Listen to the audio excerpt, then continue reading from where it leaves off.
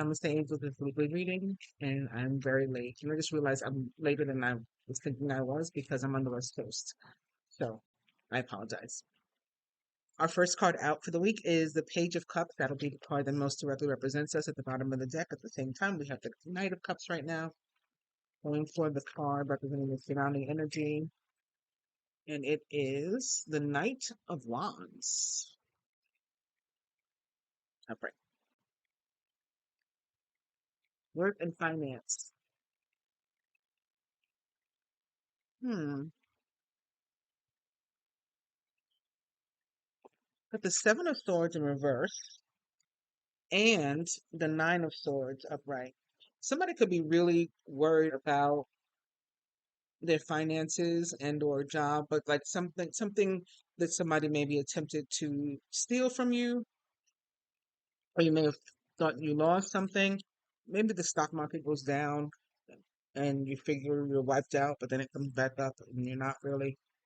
Because the Seven of Swords is in reverse, so it's like the theft or the taking doesn't actually happen, or something is found maybe and returned, but in the meantime you're very, very nervous about it.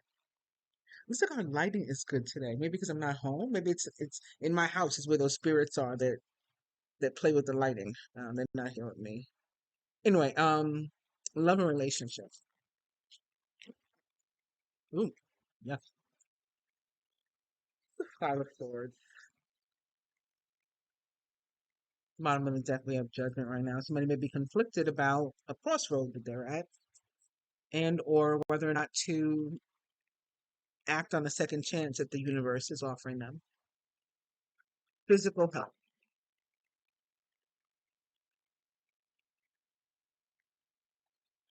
Moon. Something could be going on that you are unaware of. Get more into that in a meeting in a minute. Last card. Spiritual health.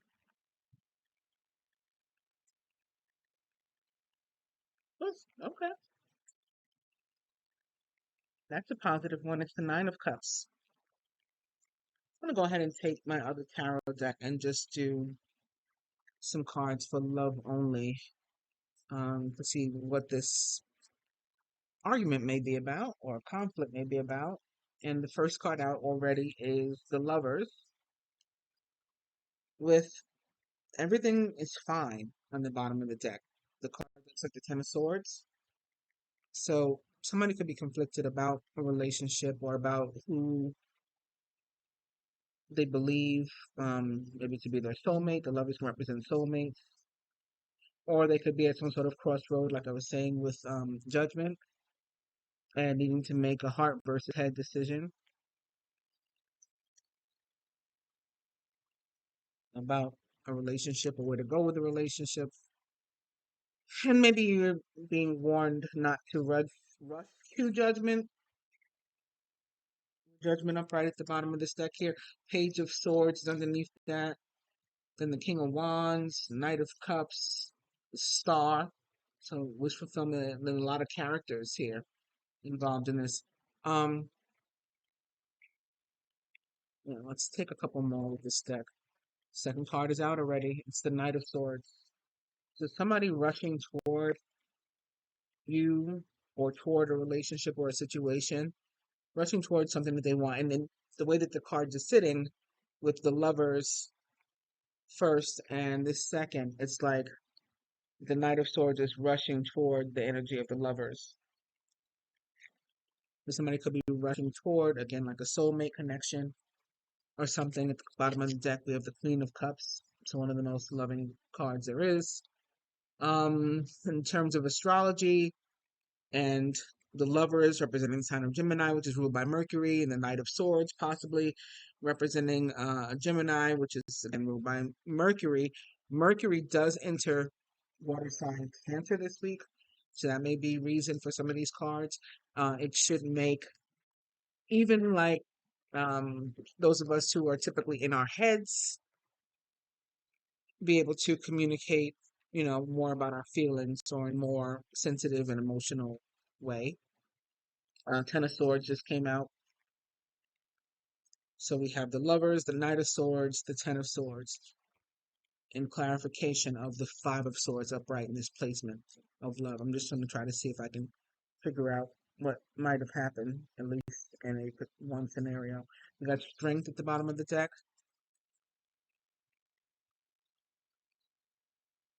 Page Cups. A small offer. Maybe even do something like a text or, phone call. Kind word.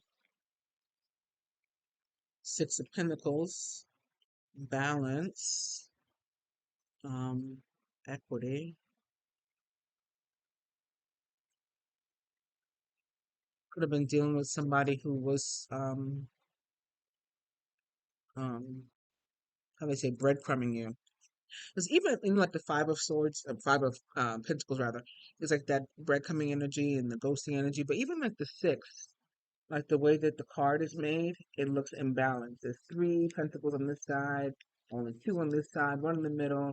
The way she's holding the gifts, like she's holding one person's gift like away from them, the other one towards them. So even here, it looks kind of like a breadcrumbing kind of situation, or a situation that's not equal or necessarily equitable for everybody that's involved. And the last card out was the Queen of Swords. So a lot of then of Mercury energy, a lot of Mercury, a lot of Gemini potentially. Although the Queen of Swords most directly represents the sign of Aquarius. Um, we do have the Lovers and the Knight of Swords here also. The Ten of Swords. What does this betray? Oh, the six of Wands in the bottom of the deck. So even with whatever this negativity is and sense of betrayal or loss, um, most of the cards are positive. Let's see what happened. Why is this Ten of Swords here?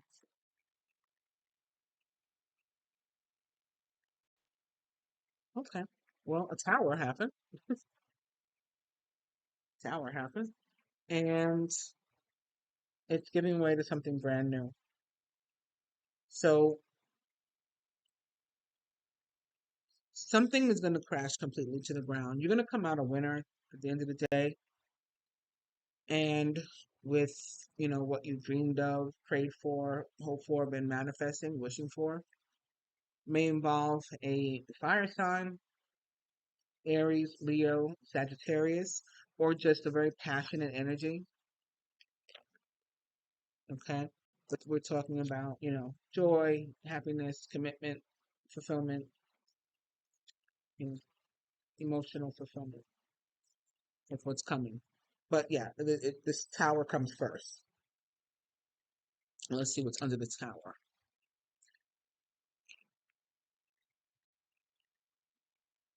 Under the tower is the Ace of Pentacles. Behind that is the Seven of Pentacles, Seven of Cups,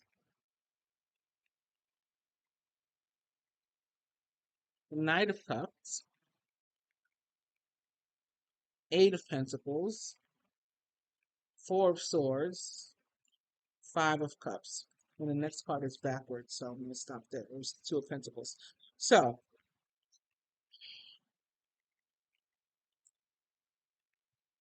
people in this scenario may have been waiting for a long time um, to be chosen. I mean, it could be to make a choice also, but I sense more so that it's to be chosen. And it's just like, just been disappointed time and time again. So you're not really expecting, to be chosen. And, you finally reach a place where you move beyond the point, where it hurts you or makes you feel, broken or cut open, like the Three of Swords. You're at this Four of Swords point. Um, and even with those feelings, those thoughts, like it's not going to happen, you still have been somewhat waiting for it to happen. Like maybe you don't think it's going to, but you hope, you're hopeful still. So there's been some anticipation and expectation and hope. But of course, work was also required because the system happened on its own. So what we don't know could be what brings about this Ace of Pentacles that's right behind the Tower, and what brings about this Ace of Cups, which fell out of the deck. And whatever those things are, then ultimately they work in our favor because we have the Six of Wands at the bottom of the deck. So we have an energy of, riding off into the sunset, very, literally from the card, successful, having achieved, our wildest dreams and hopes. And so that's love. Now, this Queen of Swords that's sitting here in the love cards, she has her back to everything. So her back is to the Six of Pentacles, the Page of Cups, like the small offer, the Ten of Swords, which is probably a good thing. The Knight of Swords is running in the opposite direction, and then there's the Lovers back there. So I do get that, at least for some, that Queen of Swords, could be who was feeling this Five of Swords and of energy, and being very conflicted and sort of like, what should I do? And has decided to, like, leave all that stuff in the past, like, and to turn her back to it. So the Lovers possibly turned her back to a whole soulmate connection, not running toward it, not interested in it, not pursuing it again, don't want to feel this again. Ten of Swords, betrayal, not impressed by your tiny little offers, that after you treat me like crap, you send me a text message, that doesn't mean much. And I'm just tired of things being, you know, unequal between us. That's what I'm getting from this Queen of Swords. And so that in itself can be a win. Just the fact that she was able to leave something behind and, decide to move forward on her own toward her dreams and hopes. All right. But more directly, getting into the cards that we have, again, the card that does most directly represent us this week, as individuals in the collective, is the Page of Cups. We do have two Pages of Cups on the table at the same time. One fell out in the love scenario, the love cards, and the other is the one representing us for the week. So this energy of the Page of Cups could be, again, we're going to be receiving like these at least small offers. Some of us will turn our back to those offers, like the Queen of Swords, but they should be coming your way, and they may be coming from somebody who, if you don't consider them your soulmate, you still like have a very tight connection with them. Um, and so it does put you in this lover's energy where you feel like you're at some kind of crossroad and I need to decide. I got to put my head first or I got to put my heart first, in making whatever decision it is you feel you need to make. And it's probably going to be about whether or not to continue, to keep somebody in your life or something, or to keep down a particular path despite, the betrayal and hurt and loss that has probably been continual for a while.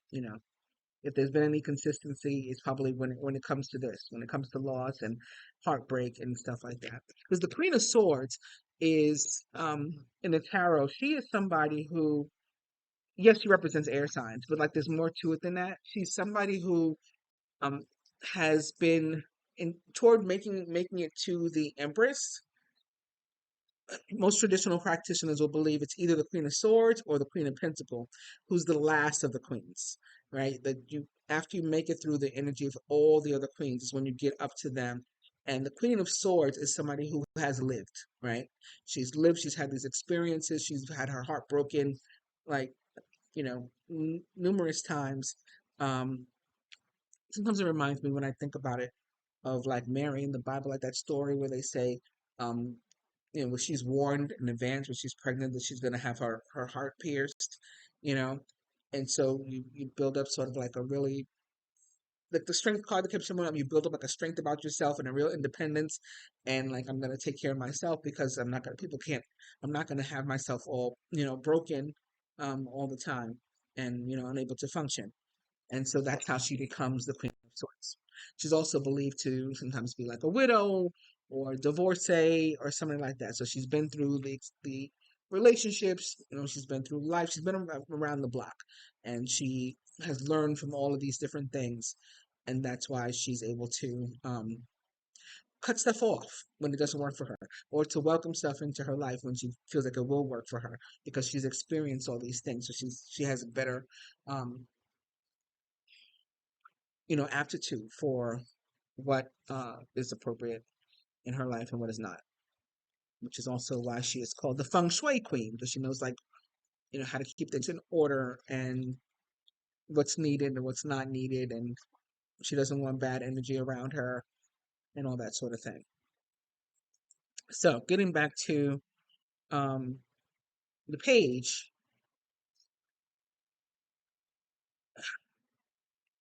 it looks like in leaving all of these things behind her. So again, I'm going back to the love part because one of the pages is here in this love spread, for lack of a better word, also.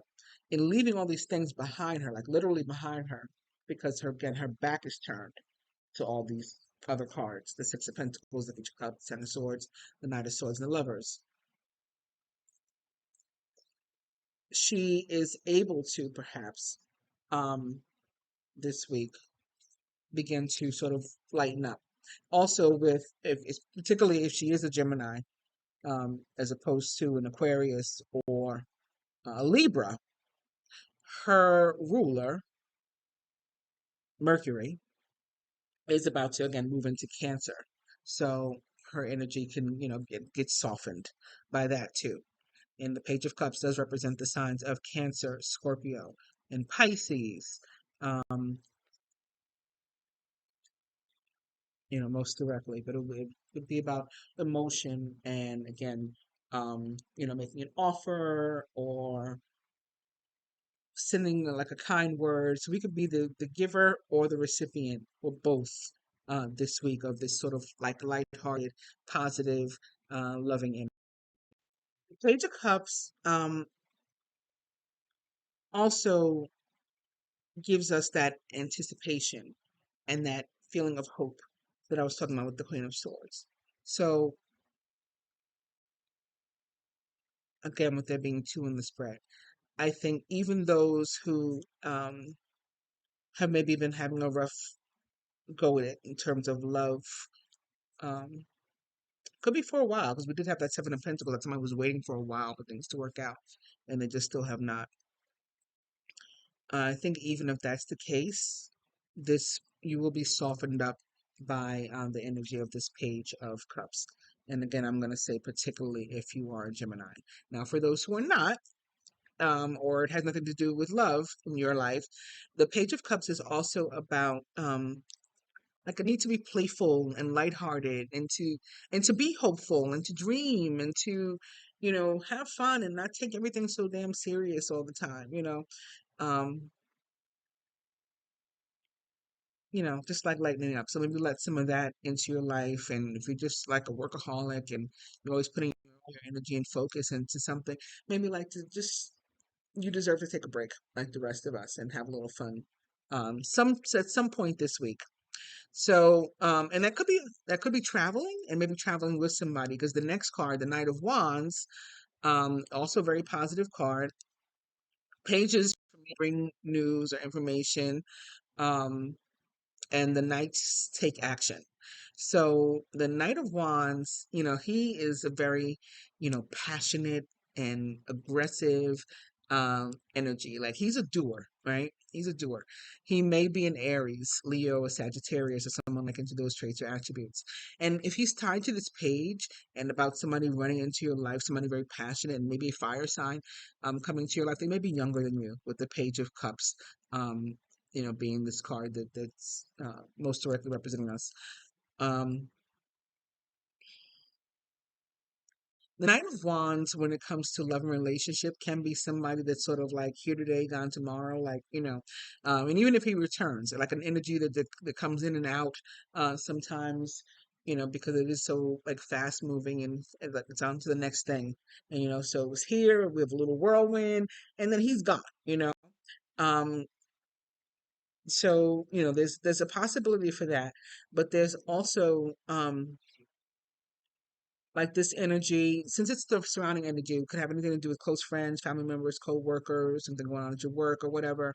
And let's say it is about your work, but it's next to it. We do have again that Seven of Swords in reverse, and then the Nine of Swords upright. So even if your job has like totally sucked for the past like 10 years, right, and you just like want it out of there, um, these cards, this energy would like indicate that even there in that shitty job there is some sort of reason to be like hopeful, right, and to look forward to something like something good is happening.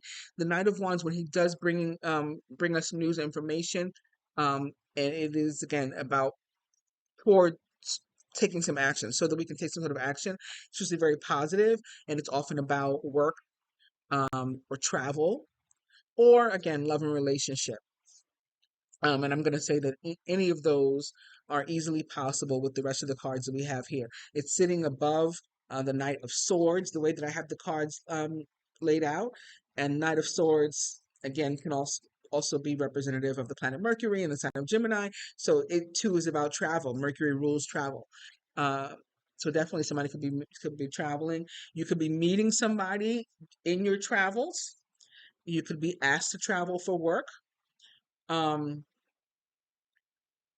and even then you could meet somebody like a new romantic interest that maybe fits that Ace of Cups or Ace of Pentacles bill for you.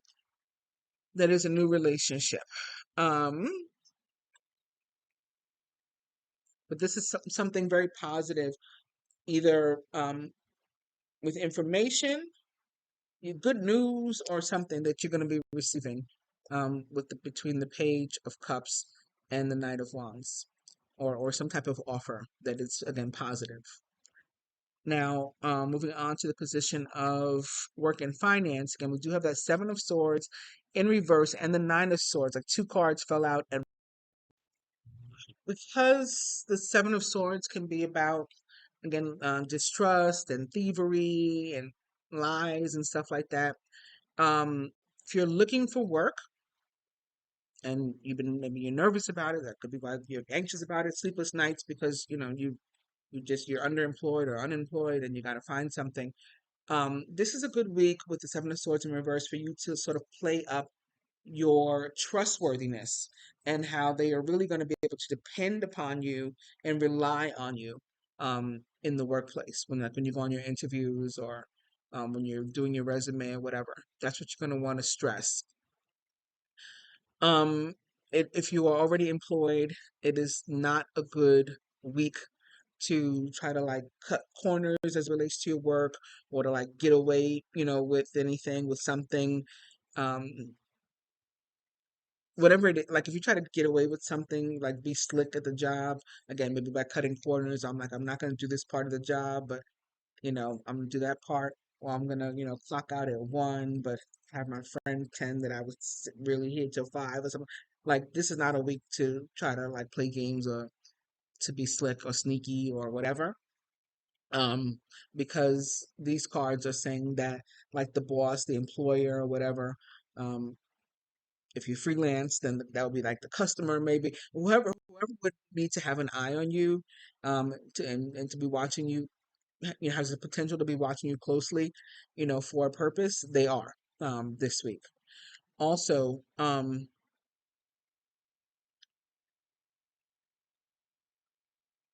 like something that normally wouldn't seem like a big deal, or maybe that wouldn't seem like a big deal to you, um could get blown out of proportion this week. You'd be like, well, I just took a couple of pins out of the, office closet or whatever. And maybe normally that's not a big deal, or maybe it's never a big deal to you, but to the company or to somebody this week could really, cause you some problems at work. I'm using the example of a pin, but, wherever you work, if there's something to take or whatever that normally people say, everybody does it. Be careful this week.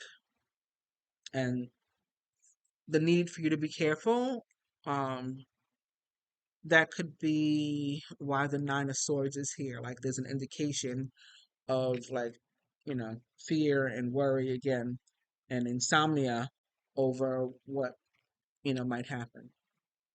More positively, like I was saying, you could have lost something um, in terms of finances, or maybe a physical thing that you lost at your job, and that thing could be found this week. Same way I said, like you could be found out if you do something wrong. If other people have done something wrong to you, like taken something or whatever, that could be found out too, or the item itself could be found this week. But in the meantime, until it's found, there's a lot of like panic and upsetness and all that. Um,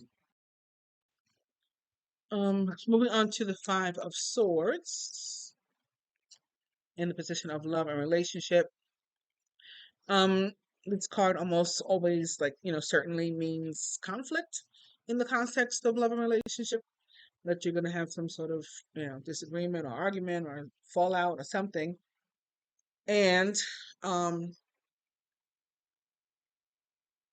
can also mean that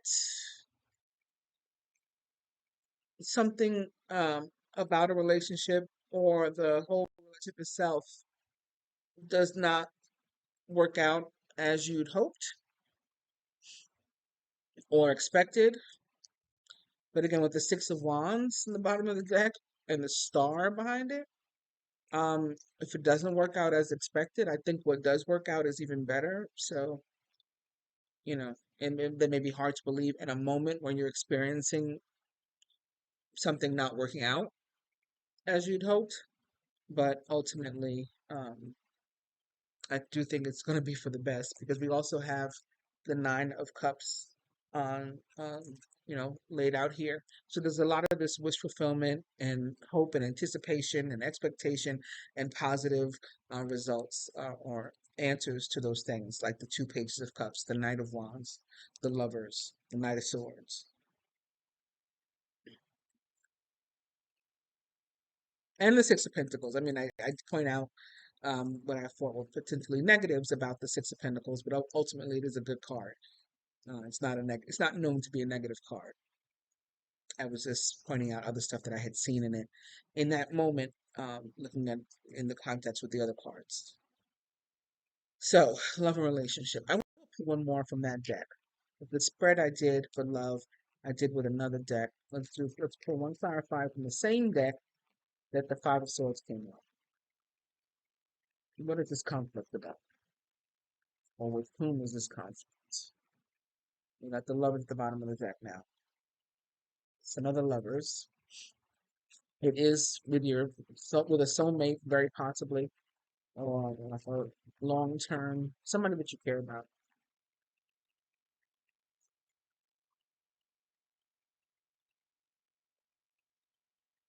Because one person's been doing like a lot of the work.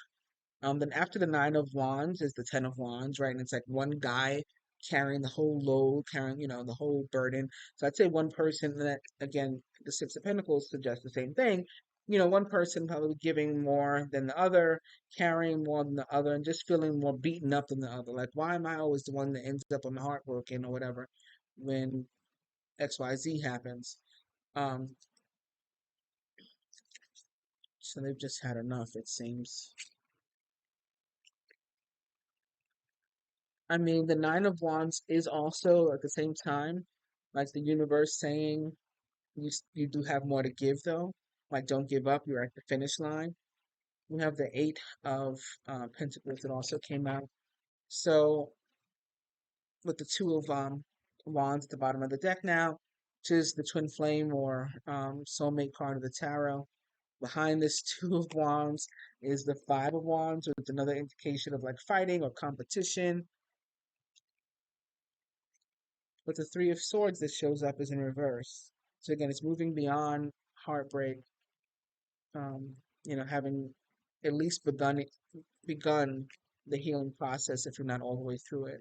So the Eight of Pentacles is saying, that there is work that can be done to fix this conflict. Like, you don't have to end in conflict. And the Nine of Wands is saying you do have, a little bit left in you, the energy to put into that work. Lastly, we have the moon with physical health. So the moon, first and foremost, is a very feminine energy,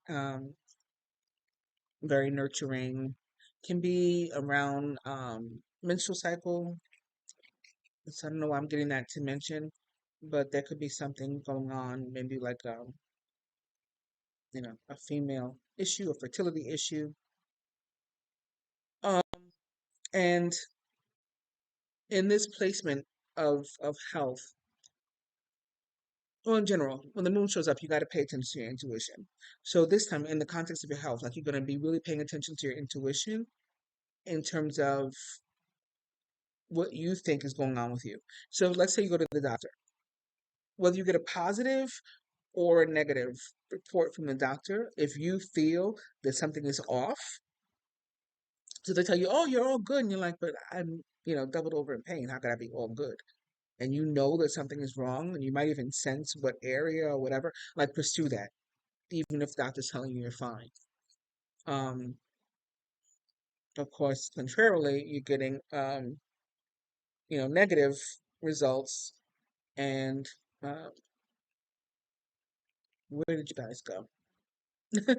um, you know, whether you agree or not with the prognosis, what you feel intuitively is really what you have to pursue. Also, um, if you don't like your healthcare, provider or practitioner, then you should like at least get a second opinion. If you're not going to get rid of that person and start going to somebody else altogether, at least get a second opinion. But could definitely, I'm just getting for I could really have something to do maybe more so with females um, than males this week, because I'm just getting something about menstrual cycle, which is again tied to the moon. Um, so that leaves us with the Nine of Cups in the position of spiritual health. And the Nine of Cups, again, it's a part of wish fulfillment, dreams coming true, prayers being answered, and um, in the context of spirituality or spiritual health in the tarot, it tells us that we need to put more um, like work into or effort into our like positive affirmations, our manifestation, like really put more into the practice of watching what we say. Like the universe, it hears us. It hears us. It hears our thoughts. It hears the words that come out of our mouth and stuff like that.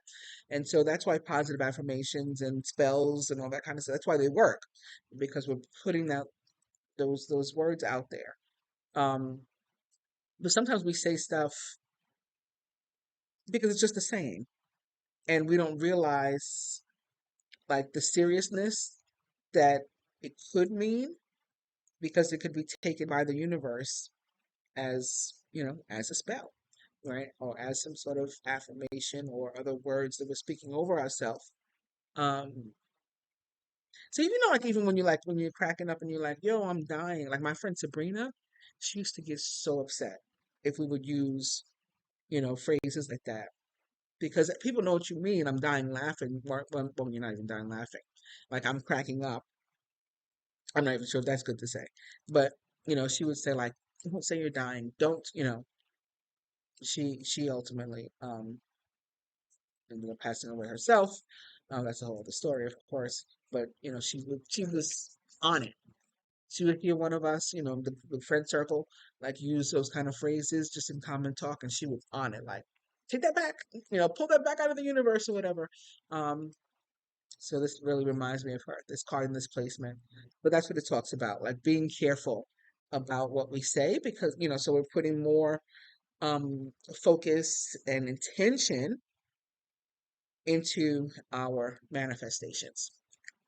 And so lastly, we have a lot of characters this week and no green.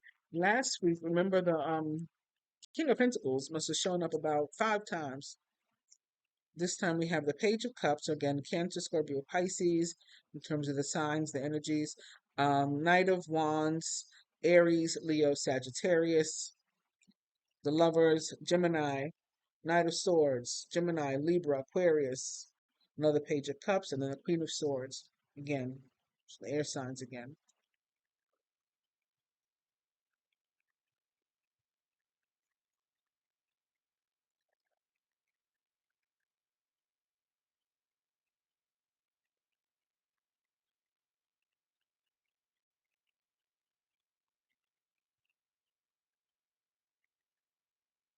Bottom of the deck of the Kipper cards, we have Thoughts, with a male figure seeming to be contemplating something about having to do with a female figure, or it could be masculine and feminine as opposed to gender, male and female, could be archetype.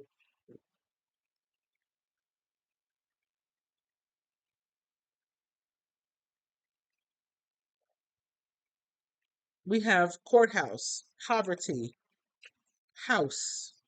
They don't necessarily go together, but I'm thinking that they could have something to do with um, maybe like a divorce or something, or some other kind of tied to this finance. Women that work in finance, I said somebody may be trying to take something from you. So like an asset, like maybe they're trying to get the house. They're gonna leave me in poverty, and they'll leave me impoverished after this lawsuit. So it doesn't have to be specifically divorce, but it could, some kind of. I think somebody may be trying to take something from some of us. And what also fell out is expectation. I think I've used this word a few times tonight with this reading, expectation and hope. Um, so you should keep up that expectation because something is going to change.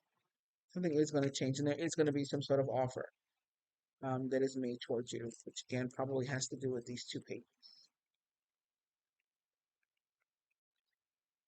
So not as exciting as last week, because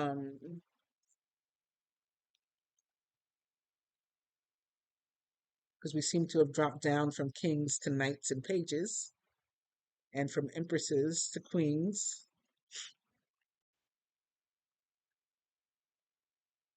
But definitely some decisions being having been made, and some new real focus and intention. And again, we're going to be putting that into our manifestations too, to make all our dreams come true. Because at the end of the day, what I do want you to also keep in mind is that whatever's happening, even if it's coming down like a tower, because we did see the tower card itself, this is what's said to be the result. So it's victory, and it is, your dreams, your greatest wishes and dreams and hopes coming true. That's what I have for you. I hope you enjoyed it. Please do like, share, subscribe, and comment. I appreciate it. Namaste.